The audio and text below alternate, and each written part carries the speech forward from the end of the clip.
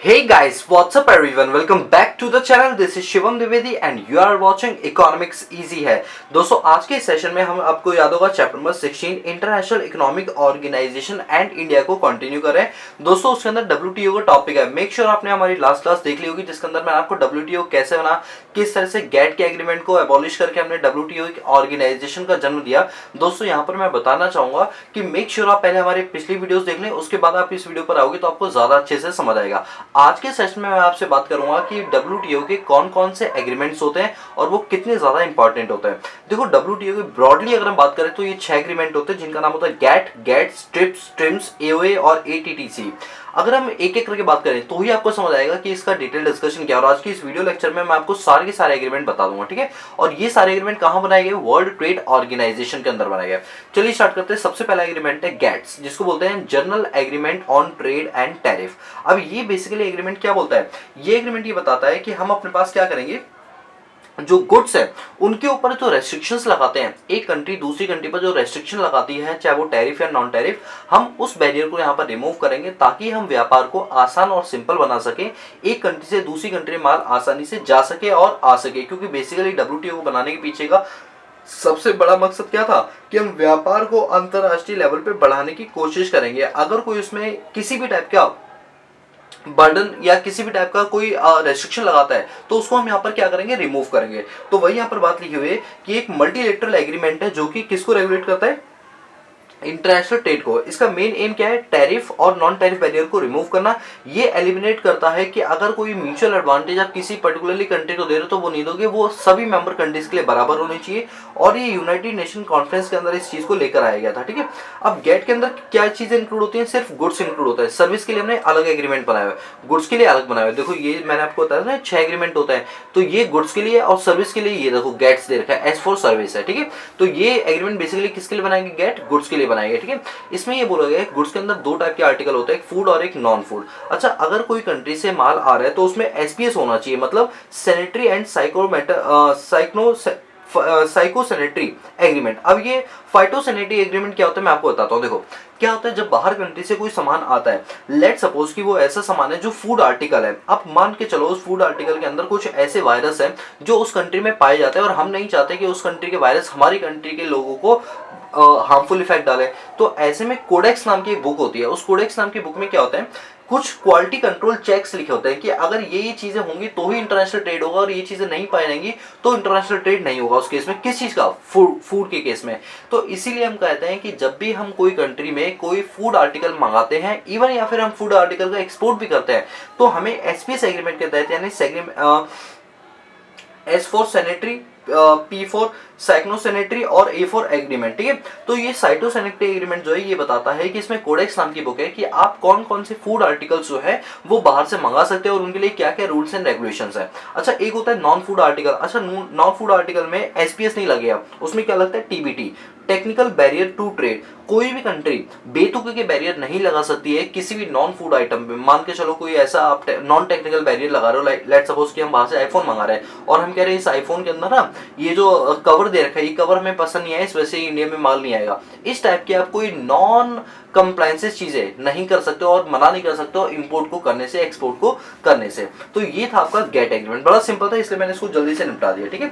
इसके अलावा हम बात करते हैं गेट्स की, जिसमें हम सर्विस की बात करें, ठीक है। चलिए सर्विस की बात करते हैं। गेट्स की फुल फॉर्म होती है general agreement on trade in service. क्या होती है गेट्स की full form? General agreement on trade in service. Basically ये किसके लिए बनाया गया? ताकि आप एक कंट्री से दूसरी कंट्री में जो सर्विसेज है उनका आसानी से एक्सपोर्ट और इंपोर्ट कर पाओ। जब से लिबरलाइजेशन का देखा गया ट्रेंड, तब से हमने देखा कि जो सर्विस सेक्टर्स का जो बोलबाला है वो बहुत ज्यादा बढ़ चुका है। मैंने आपको पहले ही बताया था कि हमारे भारत में जो गुड़गांव है, हरियाणा का जो गुड़गांव है सिटी, वो बहुत ज़्यादा डेवलप हो गया क्योंकि उसके अंदर कई सारी मल्टीनेशनल कंपनीज है जिन्होंने अपना सेटअप इंडिया में किया और इंडिया से वो सर्विसेज का एक्सपोर्ट करते हैं। मतलब हम लोग उनको अपनी सर्विसेज देते हैं बाहर जाके, मतलब बैठते हैं इंडिया में ही है बट बाहर हम क्या देते हैं? अपनी सर्विसेज देते हैं। ये एग्रीमेंट सिर्फ कॉमर्शियल सर्विसेज को कवर करता है, इसके अंदर कोई डोमेस्टिक सर्विस इंक्लूड नहीं होती है।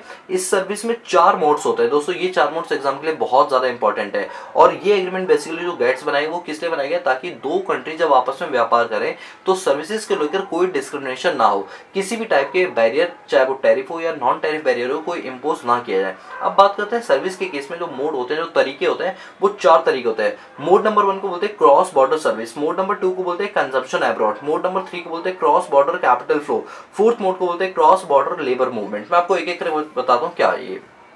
देखो, सबसे पहला है क्रॉस बॉर्डर। क्रॉस बॉर्डर के अंदर क्या होता है, मैं आपको एक एग्जांपल देता हूं तो आपको अच्छे से समझ आएगा। अच्छा, एक बात बताओ, जैसे हम लोग अपना ये सेशन ले रहे हैं तो मेरे पास कई ऐसे स्टूडेंट्स हैं जो नेपाल के भी पढ़ने वाले हैं, बांग्लादेश के भी है, पाकिस्तान के और श्रीलंका। वैसे श्रीलंका के थोड़े कम है, ये नेपाल हो गया, भूटान हो गया, पाकिस्तान हो गया और बांग्लादेश, ये 4 कंट्री के लोग हैं जहाँ हिंदी बोली जाती है और वो हमारी क्लासेस भी देखते हैं। मतलब सिर्फ मेरी नहीं बल्कि और भी चैनलों की देखते होंगे, बट मेरी भी देखते हैं क्योंकि मैं कमेंट जब पढ़ता हूँ तो देखता हूँ कई सारे बांग्लादेशी लोग हैं, भाई लोग अपने, जो वहां से भी कमेंट करते हैं, इवन पाकिस्तान के भी कई सारे स्टूडेंट्स हमारे। अच्छा, एक बात बताओ, अगर मैं पाकिस्तान के स्टूडेंट्स को इकोनॉमिक्स पढ़ा रहा हूँ, लेट्स सपोज हमारे चैनल पे पाकिस्तानी का कोई, आप मान लो कोई हमने किया और हम उनको सर्विसेज दे रहे हैं, क्या उसके लिए मुझे पाकिस्तान जाना पड़ेगा? खुद सोच के देखो। नहीं, मैं कौन हूँ? Service provider. और पाकिस्तान के लोग कौन है? सर्विस रिसीटेंट, बोले तो यूजर। प्रोवाइडर मैं हूं, यूजर पाकिस्तान के लोग हुए। अब एक बात बताओ, यहाँ पर क्या पाकिस्तान के बच्चे क्या मेरे पास फिजिकली पढ़ने के लिए आ रहे हैं? नहीं, वो तो अपनी कंट्री में बैठे हुए। अच्छा, क्या मैं पढ़ाने के लिए वहां पर जा रहा हूँ? नहीं, मैं भी अपनी कंट्री में बैठा हूं। तो यहाँ पर यूजर और प्रोवाइडर दोनों क्या इमोबाइल है। इमोबाइल मतलब ना तो वो उठ रहे हैं ना मैं उठ रहा हूं, मैं भी अपनी सिटी में हूं, मतलब अपने देश में, वो भी अपने देश में है, और फिर भी हम अपनी क्या कर रहे हैं, सर्विसेज का एक्सपोर्ट इंपोर्ट कर रहे हैं। इस टाइप की सर्विस को बोलते हैं क्रॉस बॉर्डर। क्या बोलते हैं? Cross border. मेरी बात आई समझे? दूसरा होता है, ये मोड 1 है हमारा क्रॉस बॉर्डर, ठीक है। दूसरा मोड हमारा कंजम्पशन अब्रॉड। अब कंजम्पशन अब्रॉड में क्या होता है कि जैसे पाकिस्तान का यूजर बोलता है कि नहीं, मुझे ना आपसे फेस टू फेस क्लासेस ही लेनी है, मैं भारत में दिल्ली में आना चाहता हूँ और दिल्ली में आप जहां रहते हो आप मुझे एड्रेस दो, मैं आपके घर आऊंगा और आपको फिजिकली मैं देखना चाहता हूँ, फिजिकली आपसे पढ़ना चाहता हूँ। तो ठीक है, इस केस में क्या होता है, यूजर क्या होता है, मोबाइल होता है, यानी जिसको व्यक्ति को सर्विसेज चाहिए वो खुद आता है, और प्रोवाइडर इमूवेबल होता है, वो वहीं का वहीं बैठा रहता है। इसके लिए मैं एक बेस्ट एग्जाम्पल दूं, जैसे हमारे भारत का Taj Mahal, Taj Mahal 7 wonder of worlds में आता है। यस सर, बिल्कुल आता है। तो अलग अलग कंट्री के लोग ताजमहल को देखने के लिए आते हैं, तो क्या हम ताजमहल उठा के दे देते हैं उन्हें? नहीं, वो खुद यहाँ पर आते हैं। हाँ, यानी हम जो प्रोवाइडर है, हम इमोबाइल है, मतलब हम नहीं उठ रहे बिल्कुल भी, हम वहीं के वहीं है। दूसरे लोग जो हमें देखना चाहते हैं वो खुद उठकर आ रहे हैं। इसको बोलते हैं कंजम्पशन अब्रॉड, कि अब्रॉड में जाके कंजम्पशन करना, यानी एक पार्टी का इसमें मूवमेंटम और वो पार्टी होगी यूजर या सर्विस रिसिटेंट होगी, ठीक है। इसके बाद है क्रॉस बॉर्डर कैपिटल गुड्स। इसके अंदर क्या होता है कि जैसे मैं एग्जांपल दूं, मैकडॉनल्ड्स, मैं बात करूं डोमिनोज, पिज्जा हट, ये जितनी भी कंपनियां, ये यूएस बेस्ड कंपनी है। अब ये यूएस बेस्ड कंपनियां इंडिया में आके अपनी फ्रेंचाइजी खोलकर बैठी हैं। तो एक बात तो हम उठ कर गए या वो उठ कर आई हैं? सर, अगर हम देखें ना तो यहाँ पर जो प्रोवाइडर है वो खुद उठकर आया है, यानी जो मैकडॉनल्ड की कंपनी है वो खुद उठकर आया है। जो यूजर है यानी हम लोग हैं, हम तो वहीं के वहीं हैं, हम कहीं भी नहीं गए। तो ऐसे को बोलते हैं क्रॉस बॉर्डर कैपिटल फ्लो, यानी यहाँ पर आपकी जो कैपिटल है वो क्रॉस बॉर्डर में चली गई है, ठीक है। इसके बाद होता है क्रॉस बॉर्डर लेबर मूवमेंट। अच्छा, एक बात बताओ, दुबई में कभी अगर आप जाओगे ना तो दुबई की जो जितनी भी बड़ी बड़ी इमारतें, इवन जो बुर्ज खलीफा भी है, वो हमारे कई सारे भारतीय लेबरों ने बनाए, यानी अलग अलग कंट्री के लेबरों ने बनाए। इवन भारत के तो बहुत सारे लेबर हैं जो आज भी वहां पर काम कर रहे हैं। अच्छा, एक बात बताओ, हमारे लेबर वहां जाते हैं? यस सर, जाते हैं। तो एक बात बताओ, जो सर्विस प्रोवाइडर है वो मोबाइल है ना, और जो यूजर है यानी जो हमारी सर्विसेज ले रहे हैं वो मोबाइल है। दुबई का बुर्ज खलीफा या पूरा दुबई तो वहीं का वही है, हम लोग वहां पर जाके सर्विसेज अपनी दे रहे हैं। इसको बोलते हैं क्रॉस बॉर्डर लेबर मूवमेंट। यहाँ पर गुड्स की मूवमेंट या सर्विसेज की नहीं हो रही है, यहाँ लेबर की मूवमेंट हो रही है। तो ये 4 मोड होते हैं। आई होप आपको गेट्स में ये 4 मोड क्लियर होंगे, जिसका नाम है cross border services, consumption abroad, cross border capital flow और cross border labour movement. Clear हुआ? चलो, ये 4 सर्विस हमारे यहाँ पर हो गए हैं।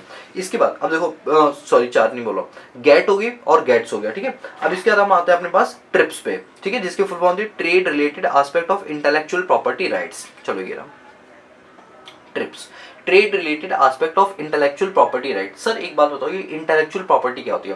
देखो, आप ध्यान से समझना, इंटेलेक्चुअल प्रॉपर्टी का मतलब होता है कोई भी ऐसी प्रॉपर्टी जिसको आपने खुद ने जनरेट किया है, ये नेचर से नहीं आया, ये आपके टैलेंट से है, आपके दिमाग से है, या आपके दिमाग में कोई आइडिया था जिसकी वजह से आज आप खूब पैसा कमा रहे हो, तो ये भी आपका एक एसेट्स है जिसको हम बोलते हैं इंटेलेक्चुअल प्रॉपर्टी। ये वो प्रॉपर्टी जो फिजिकली दिखाई नहीं देती है बट आपके अंदर है। अच्छा, एक बात बताओ, अगर मेरे अंदर, मैं एक सचिन तेंदुलकर हूँ और मुझे खेलने का बहुत शौक है, मैं बहुत अच्छे से खेल लेता हूँ, ये मेरी कला है। तो मैं अपने हर शॉट पे जो मेरा यूनिक शॉट होता है उसको मैं कॉपीराइट करा लेता हूँ कि इस पर्टिकुलर चीज पर ये मेरा कॉपीराइट है। लेट्स सपोज जैसे सिंगर्स होते हैं अपना गाना गाते हैं, तो जब गाना गाते हैं तो वो उनकी जो कंपोजिशन जो धुनें होती है उनको कॉपीराइट करा लेते हैं कि कल को और ये धुन कोई यूज करना चाहे तो पहले वो हमसे परमिशन लेगा। तो वो उसकी प्रॉपर्टी है, लेकिन कौन सी इंटेलेक्चुअल प्रॉपर्टी है।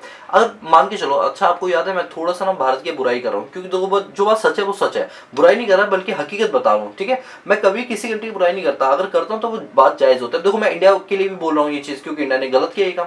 अन्नू मलिक है, अन्नू मलिक ने जो हमारा वो वाला गाना है ना, मेरा मुल्क मेरा देश मेरा ये चमन, शांति का उन्नति का प्यार का चमन। दोस्तों आपको बताऊं, इजराइल का जो नेशनल एंथम है ना वो यही है सर, डिट्टो यही है। अरे उसकी धुन यही है, जो धुन है ना, मेरा मुल्क मेरा देश मेरा ये चमन, शांति का उन्नति का प्यार का चमन। ये जो लाइन आप देख रहे हो, जो रिदम मैंने गाई है, सेम ऐसी रिदम ऐसी ही ट्यून उनके नेशनल एंथम है। सर आपको कैसे पता? ये अभी जब हमारे यहाँ पर ओलंपिक्स हुए थे ना, यहाँ पर मतलब अपने पड़ोस में नहीं हुए थे, तो जब ओलंपिक से टोक्यो में हुए थे, तो जब वहां पर उनका जो इसराइल का है उसको गोल्ड मेडल मिला, तो क्या हुआ था कि वहां पर उसका नेशनल एंथम बजाया गया। और जब वहां पर इंडियन ने सुना, ये तो बोलो ये हमारा गाना है, ये तो हमारा वाले गाने की धुन चुरा ली इसराइल वालों ने। इसराइल वालों ने रिसर्च किया और बताया भैया ये तुमने चुराई है, यानी अन्नू मलिक ने चुराई ये धुन।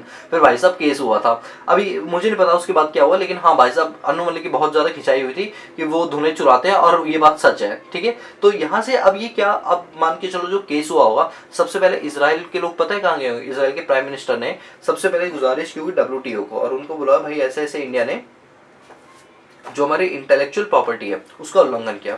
उन्होंने इसका यूज किया और हमसे पूछा भी नहीं, और अगर हमसे पूछते पहली बार तो हमारा नेशनल एंथम है, हम कभी भी उन्हें परमिशन नहीं देते, और अगर देते तो हम उनसे कुछ पैसे चार्ज करते, क्योंकि इस पर एक्सक्लूसिव राइट हमारा है। तो बताओ ये चीज गलत है नहीं है? अब बताओ ये कहाँ जाएगी बात? वर्ल्ड ट्रेड ऑर्गेनाइजेशन में जाएगी।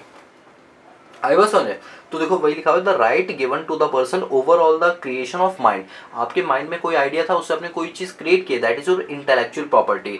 इसमें क्या होता है, क्रिएटर के पास एक्सक्लूसिव राइट होते हैं उसके खिलाफ एक सर्टेन टाइम पीरियड तक। इसमें मेंबर कंट्रीज होते हैं, अगर कुछ गलत काम करती हैं तो वो ट्रिप्स के अंदर क्या हो जाती है, फंस जाती है। अच्छा इंटेलेक्चुअल प्रॉपर्टी में क्या क्या चीज आती है मैं आपको बता दूं।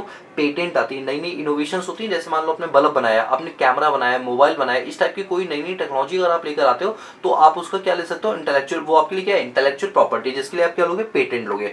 अच्छा इसमें क्या होता है, जैसे ड्रग्स होता है, तो इसमें क्या होता है, प्रोडक्ट और प्रोसेस, दो चीजों का पेटेंट लिया जाता है। देखो एक तो जो प्रोडक्ट आपने बनाया उसका ले लो, और उसको बनाने के प्रोसेस होता है, आप इवन उसका भी पेटेंट ले सकते हो, ठीक है। एक ट्रेडमार्क होता है, जैसे ये नाइकी का ट्रेडमार्क है, और यहाँ पर आप देख सकते हो ये स्टार यानी ये ब्लू स्टार का है। तो इस तरह से हर किसी के ट्रेडमार्क होते हैं, इसके ये भी क्या होती है, इंटेलेक्चुअल प्रॉपर्टी होती है। इस तरह से इंडस्ट्रियल डिजाइन होती है। अच्छा एक बात बताओ, कोक की बोतल या पेप्सी की बोतल आपने देखी है, उसकी शेप देखते हो कैसे एकदम ऐसा लगता है जैसे कोई लड़की सी नाच सी रही हो, मतलब इस टाइप की बोतल की पूरी डिजाइन होती है। इस डिजाइन की बोतल कोई नहीं बना सकता, अगर कोई बनाना चाहेगा तो वो पहले किससे पूछेगा, कोक से पूछेगा। यानी कोक ने अपनी बोतल की डिजाइन का भी क्या करवा रखा है, कॉपीराइट ले रखा है, यानी उसकी ये क्या है, इंटेलेक्चुअल प्रॉपर्टी है। जियोग्राफिक इंडिकेटर आपने सुना है, कश्मीरी एप्पल, कोल्हापुरी चप्पल, तो क्या होता है वो उस रीजन में ही पाई जाती है, जिसकी वजह से वो हाई प्राइस चार्ज करते हैं। तो ये भी क्या होता है, एक इंटेलेक्चुअल प्रॉपर्टी होता है। लेट्स सपोज मैं चप्पल बनाता हूँ, वो भी कोल्हापुरी में जाके बनाता हूँ, तो वो मेरी चप्पल कोल्हापुरी नाम से क्या हो जाएगी, फेमस होगी और ज्यादा बिकेगी। तो ये जो जियोग्राफिकल इंडिकेटर्स होते हैं ये भी क्या होती है, इंटेलेक्चुअल प्रॉपर्टी होती है। इसका लिटरेसी और आर्टिस्टिक एक्सप्रेशन, जैसे आप जानते हो पिकासोस की कई सारी पेंटिंग है, MF हुसैन की कई सारी पेंटिंग्स है, फिल्म हो गई, बुक्स हो गए, म्यूजिक हो गए, आर्ट्स हो गए, ये सब किस में आते हैं, लिटरेसी आर्टिस्टिक एक्सप्रेशन में आती है। और कॉपीराइट, ये सब क्या है, हमारे इंटेलेक्चुअल प्रॉपर्टी है। दोस्तों अगर मैं आपको एक बात बताऊं, राज की बात है, थोड़ा सा इंडिया के लिए इसमें थोड़ी दिक्कत हो जाएगी। वो ये है कि कभी कभी ऐसा होता है कि अगर आपको लाइसेंस की जरूरत है, लेट सपोज कि अभी कोविड-19 चला था, तो कोविड-19 के केस में जो ड्रग्स बनाने का जो कॉपीराइट है वो यूएसए के पास था, क्योंकि यूएसए ने कहा था कि हमने ड्रग्स बना लिया, नहीं हमने वैक्सीन बना लिया। अब हम यूएसए को बोल रहे हैं कि यूएसए आप प्लीज हमें हमारी इंडिया की 135 करोड़ की आबादी को वैक्सीन करने के लिए ड्रग्स दो, मतलब ड्रग्स का मतलब है कि आप हमें कंपोनेंट दो। तो यूएसए ने क्या किया, 100 यूनिट भेजनी शुरू कर दिया। आप बताओ 100 एक दिन में 100 यूनिट आएंगी, क्या उस 100 यूनिट से हम 135 करोड़ की जनता को वैक्सीनेट कर पाएंगे? Answer is no. तो ऐसे में क्या होता है, WTO ने साफ साफ बोला हुआ है कि अगर कभी कोई इमरजेंसी सिचुएशन आती है तो ऐसे में आप कंपलसरी लाइसेंसिंग के तहत सामने वाली पार्टी के कॉपीराइट का उल्लंघन कर सकते हो। यानी आप उस केस में बस उनसे परमिशन लेके आप अपने यहाँ पर प्रोडक्शन स्टार्ट कर सकते हो, आपके ऊपर कोई केस फाइल नहीं चार्ज किया जाए, बिकॉज वो एक इमरजेंसी सिचुएशन है। दोस्तों आपने सुना होगा ट्रिप्स को लेकर कई बार न्यूज में चर्चा भी चली थी कि अमेरिका से हम कह के रहे थे, बट अमेरिका अमेरिका ने ये राइट दिया नहीं हमको, एट लास्ट तक नहीं दिया। तो वही लिखा है सेक्शन 84 सबसेक्शन 1 कंपलसरी लाइसेंसिंग, यानी कभी कभी हम पेटेंट के राइट को ब्रीच कर देते हैं। जैसे पहला case, reasonable requirement of public with respect to patented intention invention have not been satisfied. कभी कभी हमारे पास कुछ ऐसी इमरजेंसी सिचुएशन आती है जिनके तहत हम कंपलसरी लाइसेंसिंग को क्या कर देते हैं, वहीं पर ब्रेक डाउन कर देते हैं, हम उनके प्रोविजंस को नहीं मानते हैं। रीजन, क्योंकि उस टाइम सिचुएशन बहुत ज्यादा कायोटिक चल रही होती है। अब जैसे अगर हम बात करें कोविड-19 में से यूएसए ने ड्रग्स तो बना लिए, बट इंडिया ने यूएसए से डिमांड की कि वो 10 लाख डोजेज दे दें, बट यूएसए ने क्या बोला कि भाई हम 10 लाख डोजेज नहीं दे पाएंगे, हम तो सिर्फ 10,000 डोजेज ही देंगे। तो ऐसे में इंडिया के अंदर डेथ केस बढ़ने लगे। तो इंडिया ने पेटेंट ऑफिसर को बोला कि भाई ऐसा है कि हमें ना प्लीज लाइसेंस दे दो कि हम भी अपने यहाँ पर पेटेंट बना सके। तो कंपलसरी लाइसेंसिंग की बात की गई। अब इंडिया ने कहा कि हम इसका जेनेरिक ड्रग्स बनाना चाहते हैं। जेनेरिक ड्रग्स का मतलब होता है कि उसी से मिलता जुलता हम एक ड्रग्स बनाना चाहते हैं। देखो जब कोई एक वैक्सीन कोई बनाता है तो वो वैक्सीन इंडिया वाले एक मंगा लेते हैं, अब उसमें रिसर्च करके हम पता लगा लेते हैं उन्होंने ये वैक्सीन कैसे बनाई होगी। हम डिट्टो सेम ना बना के थोड़े से अपने मॉडिफिकेशन करके एक नई ड्रग्स बनाना चाहते हैं, इसको बोलते हैं जेनेरिक ड्रग्स। तो ऐसे में हमें यूएसए की कंपनी से पहले परमिशन लेना पड़ेगा, बट यहाँ पर डब्ल्यूटीओ ने साफ बोल दिया आपको परमिशन लेने की जरूरत नहीं है। ऐसे केस में, इमरजेंसी केस में आप कंपल्सरी लाइसेंसिंग के तहत काम कर सकते हो। ठीक है। दूसरा होता है patent invention is not available to the public at reasonably affordable price. अच्छा, जैसे आप जानते हैं कि जर्मनी है, जर्मनी ने क्या किया था, कैंसर की मेडिसिन बनाई थी। ठीक है। और जो जर्मनी की कंपनी है वो उसका नाम है नेक्सावर। ठीक है। अब नेक्सावर ने तो जब वो वैक्सीन बनाई या जो कैंसर को लेकर दवाई बनाई वो बहुत कॉस्टली थी, मतलब इतनी कॉस्टली थी कि अगर आप उसकी एक डोज लोगे तो इंडियन रुपीज के हिसाब से वो 40-50 लाख रुपए की डोज पड़ेगी। सोच के देखो कौन 40-50 लाख की डोज लेगा, इतना पैसा होता ही नहीं इंडिया के पास। तो इंडिया की हैदराबाद की कंपनी है नेक्सावर, उसने उसको रॉयल्टी देकर उसका डोमेस्टिक लेवल पर कम से कम कॉस्ट के अंदर उसको बनाना शुरू कर दिया। तो हाँ, हम ये काम कर सकते हैं। इंडियन पेटेंट एक्ट में ये सारी चीजें लिखी हुई है। बोलो बात समझ आइए। तो ये भी हम ट्रिप्स को लेकर बात कर रहे हैं कि किस तरह से डब्ल्यूटीओ जो होता है वो ट्रिप्स एग्रीमेंट को साइन करता है और किस तरह से अपने मेंबर कंट्री से वो रूल्स एंड रेगुलेशन मानने की वो बात बोलता है। ठीक है। अच्छा, एक बात बताता हूँ, यूएसए के अंदर एक रिपोर्ट आती है जिसको बोलते हैं रिपोर्ट नंबर 301, स्पेशल 301 रिपोर्ट। इसके अंदर इंडिया बड़ा मशहूर है। यूएसए चोरों के लिए रिपोर्ट बनाती है कि कौन कौन से ऐसे लोग हैं जो बहुत ज्यादा चीजों की चोरी करते हैं, उल्लंघन करते हैं। इंडिया टॉप लिस्ट में है। भाई हम नहीं सुधरेंगे यार, वी आर इंडियंस यार, हम नहीं सुधर सकते। ठीक है। तो वही लिखा हुआ है इंडिया जो है वो प्रायोरिटी लिस्ट में होता है इनके। यूएसए की 30% मार्केट जो है वो पब्लिक पेटेंट पर डिपेंड है। ठीक है। मतलब अगर हम बात करें यूएसए की सबसे मोटी कमाई कहां से होती है कि वो पेटेंट ले लेते हैं और फिर पेटेंट से वो पैसा अलग अलग कंट्री से चार्ज करते हैं। तो 30% मार्केट जो है उनकी वो पेटेंट राइट से ही चलती है। अब यूएसए ने जब लिस्ट को प्रिपेयर किया तो इंडिया टॉप कंट्रीज में आती है। इसीलिए जिन कंट्री का नाम टॉप में होता है ना, तो जब भी यूएसए उनसे व्यापार करता है तो बड़ा सोच समझ के करता है कि कल को ये चोरी ना कर ले कोई चीज। ठीक है। तो ये थोड़ी गलत बात है, मैं बड़ी हंस के वो बात को टाल रहा हूँ, बट ये चीज थोड़ी सी गलत है, इंडिया के लिए थोड़ी शर्मिंदगी वाली ये बातें हैं। ठीक है। चलिए, तो अभी हमने क्या किया, अभी हमने अपने पास गेट कर लिया, गेट्स कर लिया और ट्रिप्स कर लिया। अब हम बात करते हैं ट्रिम्स की। ठीक है। ट्रिम्स की मतलब trade related aspect of investment measures. और फिर हम बात करेंगे एओए की। चलो पहले हम एओए की बात कर लें, एग्रीमेंट ऑन एग्रीकल्चर की। चलो एग्रीकल्चर की बात करते हैं, यहाँ पर किसान भाई की बात होने वाली है। ठीक है। AOA, agreement on agriculture. दोस्तों क्या होता है कि जैसे आप जानते हैं कई सारे एक्सपोर्ट आइटम के अंदर एग्रीकल्चर प्रोडक्ट का भी एक्सपोर्ट किया जाता है ना, जैसे गुड्स एंड सर्विसेज का करते हैं वैसे एग्रीकल्चर आइटम का भी हम क्या करते हैं, एक्सपोर्ट इंपोर्ट करते हैं। तो अब क्या होता है, जैसे हमारा भारत देश है तो हमारे भारत देश के अंदर जो नरेंद्र मोदी है ये इस टाइप की पॉलिसीज बनाते हैं कि हमारे किसान भाई को ज्यादा से ज्यादा सब्सिडी दी जाए। आप जानते हो डब्ल्यूटीओ साफ मना करता है कि आप अपने किसानों को सब्सिडी मत दो, क्योंकि अगर आप अपने किसानों को सब्सिडी दोगे तो उनकी कॉस्ट ऑफ प्रोडक्शन कम आएगी, और जब कॉस्ट ऑफ प्रोडक्शन कम आएगी और जब आप एक्सपोर्ट करोगे तो माल आपका बिकेगा, सामने वाली पार्टी का बिक नहीं पाएगा। तो ऐसे आप कहीं ना कहीं ट्रेड को रोकने की कोशिश कर रहे हो। तो वो साफ मना करती है, लेकिन हम कहते हैं नहीं, हमारे इंडिया के लोगों को और किसान भाइयों को हमने सब्सिडी नहीं दी तो बेचारे आत्महत्या कर लेंगे, इसलिए आप कुछ भी बोलते रहो, हम तो फिर भी सब्सिडी देंगे। मैं मानता हूँ इस वाले केस के अंदर इंडिया ने काफी अच्छा एक्शन लिया है, क्योंकि उसने अपने किसानों के हित में रहकर बात किया है। मैं ये नहीं कह रहा 100% हित में रहकर बात किया। अगर आज भी आप देखो एमएसपी को लेकर किसान भाई आज भी दंगे कर रहे हैं, लेकिन बात ये उठती है कि थोड़ा सा अगर हम देखें तो कह सकते हैं हाँ, इंडिया ने एक पॉजिटिव कदम उठाया है और खुल के डब्ल्यूटीओ के सामने बोला कि हम इस एग्रीमेंट को नहीं मानते हैं, जिसका नाम है एग्रीमेंट ऑन एग्रीकल्चर। चलो इसको पढ़ते हैं, आपको पूरा केस समझा दूंगा। To establish a fair market and market oriented agriculture trading system through sustainable productive reduction in agriculture support. यहाँ पर बोला है कि वर्ल्ड ट्रेड ऑर्गेनाइजेशन ने कहा है कि अगर आप अंतर्राष्ट्रीय व्यापार को बढ़ाना चाहते हो तो ऐसे केस में आप कोई भी जो टैक्स वैक्स लगाते हो वो इस पर नहीं लगाओगे और ना ही कोई सब्सिडी दोगे अपने फार्मर्स को। अब यहाँ पर एओए जो है 1995 में एक एग्रीमेंट साइन किया गया था। अब मेरी बात को सुनना, इसके अंदर 3 पॉइंट आता है, डोमेस्टिक सपोर्ट, मार्केट एक्सेस और एक्सपोर्ट सब्सिडी। डोमेस्टिक सपोर्ट की बात बोली गई, अगर डब्ल्यूटीओ कहते हैं कि अगर आप अपने फार्मर को ग्रीन बॉक्स सब्सिडी देना चाहते हो तो बिना किसी लिमिट के आप ग्रीन बॉक्स सब्सिडी दे सकते हो। जानते हो क्यों? क्योंकि ग्रीन बॉक्स सब्सिडी के अंदर क्या होता है कि आप अपने फार्मर को मान लो ऑनलाइन स्कीम के तहत कुछ फायदा दे रहे हो, आप उनको खेतों में सिंचाई के लिए पानी दे रहे हो तो और फर्टिलाइजर्स दे रहे हो, तो इससे कोई फर्क नहीं पड़ता, इससे इंटरनेशनल ट्रेड पर कोई इंपैक्ट नहीं पड़ेगा, आप बिल्कुल दे सकते हो बिना किसी लिमिट के। ब्लू बॉक्स में बोला गया कि अगर आप अपने किसानों को ब्लू बॉक्स सब्सिडी देते हो तो भी कोई दिक्कत नहीं, आप दे सकते हो, क्योंकि इससे हमें कोई फर्क नहीं पड़ता, वर्ल्ड ट्रेड ऑर्गेनाइजेशन पर इस पर कोई इंपैक्ट नहीं पड़ेगा, यानी इंटरनेशनल ट्रेड पर कोई नेगेटिव इंपैक्ट नहीं पड़ेगा। लेकिन जब आप एम्बर बॉक्स सब्सिडी की बात करते हो तो हाँ, इससे वर्ल्ड ट्रेड ऑर्गेनाइजेशन पर इंपैक्ट पड़ेगा, इंटरनेशनल ट्रेड पर इंपैक्ट पड़ेगा, तो इसलिए आप एम्बर बॉक्स सब्सिडी नहीं दे सकते और अगर दोगे तो एक लिमिट के अंदर दोगे। दोस्तों यहाँ पर बात बोली गई कि जितनी डेवलप्ड नेशंस है जैसे यूएसए हो गए, यूके हो गए, ब्रिटेन, जापान को, ये सब जितनी कंट्री है, ये 1986 में जितना प्रोडक्शन होता था उस कीमत का 5% तक वो अपने किसानों को सब्सिडी दे सकते हैं एम्बर बॉक्स वाली। और जितनी डेवलपिंग नेशन है जैसे इंडिया हो गया, चाइना हो गया और बाकी जो नेशंस है वो 1986 के हिसाब से 10% तक की सब्सिडी दे सकते हैं। अब इंडिया वालों को ये कहना है कि देखो आप 5% जो डेवलप्ड को दे रहे हो, नो डाउट देखने में लग रहा है कि डेवलप्ड को कम मिल रही है, डेवलपिंग को ज्यादा मिल रही है, लेकिन 1986 में हमारा प्रोडक्शन तो ज्यादा होता ही नहीं था, तो हमारा 10% भी कम आएगा और डेवलप्ड का 5% भी ज्यादा आएगा, तो ये लिमिट को बढ़ा देना चाहिए। तो इस बात को लेकर अभी कहा सुनी चल रही है, देखते हैं आगे चल के क्या होगा। यानी कुल मिलाकर आपको ये सीखना है कि एग्रीमेंट ऑन एग्रीकल्चर के तहत वर्ल्ड ट्रेड ऑर्गेनाइजेशन ये बोलता है कि अगर आप अपने किसान भाई को ग्रीन बॉक्स सब्सिडी देना चाहते हो बिल्कुल आप दे सकते हो बिना लिमिट के, ब्लू बॉक्स सब्सिडी देना चाहते हो बिल्कुल आप दे सकते हो, और एम्बर बॉक्स सब्सिडी अगर आप देना चाहते हो तो अगर आप डेवलपिंग नेशन हो तो 10% दे सकते हो 1986 के प्राइस के हिसाब से, और 5% दे सकते हो अगर आप क्या हो, डेवलप्ड नेशन हो। क्या हो? अगर आप डेवलप्ड नेशन हो, ठीक है।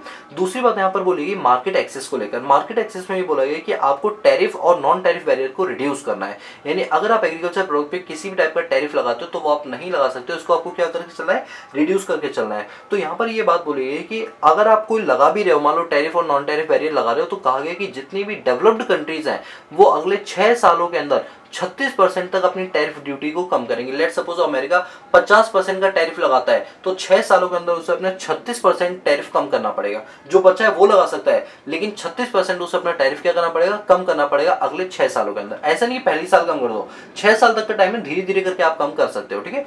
और डेवलपिंग कंट्रीज को बोला कि अगर आप कोई टैरिफ और नॉन टैरिफ बैरियर लगाते हो, देखो आपको याद है ना कि व्यापार को बढ़ाने के लिए टैरिफ और नॉन टैरिफ को हमेशा रिड्यूस रहना चाहिए, बट आप फिर भी लगा रहे हो तो 36% कम करोगे, डेवलप्ड को बोला, और डेवलपिंग को बोला कि अगले 10 साल, देखो डेवलपिंग को थोड़ा ज्यादा टाइम मिला है क्योंकि थोड़ी अंडर डेवलप्ड नेशन है ना, इस वजह से 10 साल तक के अंदर आप 24% तक का अपना टैरिफ क्या करोगे, रिड्यूस करोगे। देख लो ज्यादा स्ट्रिक्ट रूल किसके लिए, डेवलप्ड के लिए, डेवलपिंग के लिए थोड़े कम स्ट्रिक्ट रूल है क्योंकि वो छोटी कंट्री है, इस वजह से उनका व्यापार भी कम होता है। क्लियर हुआ? ये रेट आपको याद करने पड़ेंगे कि डेवलप कंट्री के लिए कितना रेट है, 6 सालों में 36% और डेवलपिंग के लिए कितना है, 10 सालों में 24%, ठीक है। अब अगर बात करते हैं एक्सपोर्ट सब्सिडी की, मान लो कोई किसान भाई है वो इस तरह से प्रोडक्ट बना रहा है या प्रोड्यूस बना रहा है जो उसे बाहर एक्सपोर्ट करना है, और आप अपने किसानों को किसी भी टाइप की सब्सिडी देते हो, जैसे मान लो इलेक्ट्रिसिटी आपने उनके लिए फ्री ऑफ कॉस्ट कर दी, पानी का बिल आपसे नहीं लेंगे, ट्यूबवेल आपके लिए फ्री ऑफ कॉस्ट लगवा रहे हैं, तो इस टाइप से अगर आप फार्मर्स को सब्सिडी दोगे तो फार्मर की जो कॉस्ट ऑफ प्रोडक्शन है वो कम आएगी, और जब वो बाहर बेचने के लिए जाएगा तो उसी का माल बिकेगा, बाकी कंट्री का बिक नहीं पाएगा। तो एक्सपोर्ट करते टाइम आप कोई सब्सिडी अगर आप देते हो तो उसके लिए देखो क्या रूल बनाए, कहा गया कि जो डेवलप्ड कंट्रीज हैं अगर वो काउंटर वेलिंग ड्यूटी लगाती हैं तो वो 36% अपना क्या करेंगे, टैक्स लगा सकती हैं, मतलब 36% से वो अपना एक्सपोर्ट ड्यूटी कम करेंगी, या 21% जो वॉल्यूम पर कम करेंगे अगले 6 साल के अंदर। और डेवलपिंग कंट्रीज को बोला कि आपको अपनी जो काउंटर वेलिंग ड्यूटी है वो कम करनी पड़ेगी 14% वॉल्यूम के केस में, और वैल्यू के केस में 24% अगले 10 साल के अंदर कम करनी पड़ेगी, ठीक है। ये कुछ रेट है जो आपको पता होनी चाहिए। तो यहाँ पर हमारा agriculture on agreement on agriculture भी कंप्लीट होता है। चौथा एग्रीमेंट आता है हमारा ट्रिम्स का। ट्रिम्स क्या बोलता है, ट्रेड रिलेटेड इन्वेस्टमेंट मेजर्स। यहां पर क्या बोला गया कि जैसे जो छोटी छोटी इंडस्ट्रीज होती हैं जैसे एमएसएमई वगैरह है, तो इनको प्रमोट करने के लिए गवर्नमेंट क्या करती है, इनको सब्सिडी देती है, और जब सब्सिडी देती है तो माल इनका बिकेगा। तो इसको लेकर वो यहाँ पर डब्ल्यूटीओ ने स्ट्रिक्ट रूल बनाए हुए हैं, और वो किसके तहत बनाया गया है, ट्रेड रिलेटेड इन्वेस्टमेंट मेजर्स को लेकर बोला गया। अच्छा मैं आपको बता दूं, अगर कोई कंट्री ये कहती है कि हम वही प्रोडक्ट इंपोर्ट होने देंगे जिसमें लोकल एरिया का माल यूज किया, मतलब हमारा माल यूज किया, तो आप ऐसा नहीं कर सकते हो। कोई टेक्नोलॉजी ट्रांसफर की बात कर रहे हो तो बिल्कुल आप कर सकते हो, डोमेस्टिक एम्प्लॉयमेंट की बात कर रहे हो आप बिल्कुल कर सकते हो, ठीक है। बट आप याद रखना, इन चीजों को लेकर बहुत ज्यादा रूल्स नहीं बना सकते हो, क्योंकि आप जितने ज्यादा रूल्स बनाओगे आप कहीं ना कहीं इंटरनेशनल ट्रेड को रोकने की कोशिश कर रहे हो। मेरी बात को समझ रहे हो दोस्तों। अभी हाल ही में हुआ था, जैसे आप जानते हैं अभी आगे जो चैप्टर आएगा आपका चैप्टर नंबर 20 के अंदर मैं आपको ना वो पढ़ाऊंगा, sustainable development goal, millennium development goal, ये सारे। तो उसके अंदर क्या है कि एक बहुत बड़ा ऑर्गेनाइजेशन है जिसको बोलते हैं इंटरनेशनल सोलर अलायंस। क्या बोलते हैं, इंटरनेशनल सोलर अलायंस। इसके दो बड़े बड़े मेंबर है, इंडिया और फ्रांस। और जानते हो उसका हेडक्वार्टर कहाँ पर है, दिल्ली के अंदर है। अब दिल्ली के अंदर है, आप जानते हो जो हमारी जो कर्क रेखा है, कर्क रेखा बोलते हैं कैप्रिकॉर्न, और जो हमारा कैंसर होती है ना, ये जो रेखाएं होती है यहाँ पर सबसे ज्यादा सूरज की रोशनी पड़ती है। जो मध्य प्रदेश के नीचे के जितने भी इलाके ना, केरला वगैरह मध्य प्रदेश हो गया, तो यहाँ पर सूरज की रोशनी बहुत तेज होती है। गुजरात हो गया, तो यहाँ पर गवर्नमेंट ने बोला कि हम यहाँ पर सोलर पैनल्स लगवाएंगे। सोलर पैनल से सौर ऊर्जा को जो है हम कलेक्ट करेंगे, और इलेक्ट्रिसिटी की जो डिपेंडेंसी कोयले पर है वो रिड्यूस कर देंगे, और सौर ऊर्जा से हम इलेक्ट्रिसिटी को बनाएंगे। अब यहाँ पर क्या बोला गया कि जो सोलर पैनल है, तो अमेरिका चाहता था कि इंडिया के अंदर सोलर पैनल की वो एक्सपोर्ट करें, मतलब हम इंडिया वाले यूएसए से इंपोर्ट करें। तो हमने क्या बोला, हमने कहा भैया ऐसा है कि उस सोलर पैनल को बनाने में इंडिया का रिक्वायरमेंट होना जरूरी है, मतलब इंडिया का रॉ मटेरियल होना जरूरी है। डब्ल्यूटीओ साफ इंडिया को फटका लगे, ओ हो ऐसा कुछ नहीं करोगे, मतलब आप लोकल एरिया रिक्वायरमेंट के हिसाब से अगर आप ये बोल रहे हम इंपोर्ट नहीं होने तो ऐसा नहीं होगा। अमेरिका वाले तुम बिल्कुल इंडिया में एक्सपोर्ट कर सकते हो, यानी इंडिया वाले तुम्हें खरीदना पड़ेगा, क्योंकि इंडिया वालों ने ये बोला था कि आप जो माल बेच रहे हो उसके अंदर इंडिया का कोई प्रोडक्ट यूज नहीं किया गया, तो इस वजह से हम इसको इंपोर्ट होने नहीं देंगे। तो यहाँ पर ट्रिम एग्रीमेंट के तहत, मतलब ट्रेड रिलेटेड इन्वेस्टमेंट मेजर के तहत बोला है, local area requirement, technological transfer या फिर डोमेस्टिक एम्प्लॉयमेंट का हवाला देते हुए आप इंपोर्ट को रोक नहीं सकते हो। देखा कि किस तरह से वर्ल्ड ट्रेड ऑर्गेनाइजेशन जो है वो इंटरनेशनल ट्रेड को जितनी भी रेस्ट्रिक्शन आप लगाते हो उनको लगने नहीं देता, ठीक है। इसके अलावा हम बात करते हैं पांचवें एग्रीमेंट की, जिसका नाम है ट्रिप्स। क्या नाम है, ट्रिप्स, ट्रेड रिलेटेड। ये देखो पहले मैं इसको सही से दिखा देता हूँ, agreement on trade related intellectual property rights, ठीक है। अब ये इंटेलेक्चुअल प्रॉपर्टी राइट्स को लेकर मैंने तो अच्छा एक मिनट, ये तो मैंने आपको बता दिया भाई, हो गया लग रहा है, मैंने आपको ये सारे के सारे एग्रीमेंट बता दिए।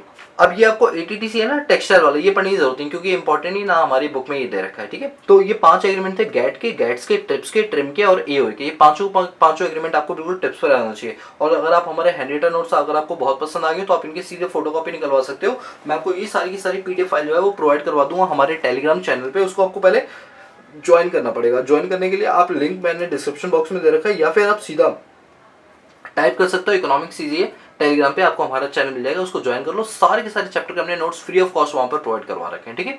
तो दोस्तों आज की क्लास का हमारा जो टारगेट था वो था एग्रीमेंट ऑन डब्ल्यूटीओ, जो हमारा पूरा कंप्लीट हुआ है, ठीक है। दोस्तों अगर आपको हमारा काम पसंद आ रहा हो तो प्लीज चैनल को लाइक शेयर सब्सक्राइब करना मत भूलना। और दोस्तों हम साथ साथ करंट अफेयर की भी वीडियोस बनाते हैं जिसमें हम हिंदू न्यूज़पेपर को डेली एनालिसिस करते हैं। उसके लिए आप हमारा दूसरा चैनल इंस्पायर्ड इकोनॉमिक्स को भी सब्सक्राइब कर लेना, क्योंकि जब तक आप करंट अफेयर की तैयारी नहीं करोगे तो आप जिस फील्ड के अंदर उसमें 50 से 60% जो टॉपिक्स आते हैं वो करंट अफेयर के ही आते हैं। इसलिए आपके लिए न्यूज़पेपर पढ़ना डेली बेसिस पे बहुत ज्यादा जरूरी है। और आपकी उस चीज को सिंपल करने के लिए मैं न्यूज़पेपर खुद पढ़वाता हूं आपको। कौन से चैनल पे, इंस्पायर्ड इकोनॉमिक्स पे, तो पैरेलली उसको भी सब्सक्राइब कर लेना, ठीक है। So guys that's all about this video lecture series. So guys if you like the video give a big thumbs up and subscribe the channel and press the bell icon so that you notify all the time when I post new video on this YouTube channel. बाकी मिलते हैं next class में, तब तक के लिए peace out.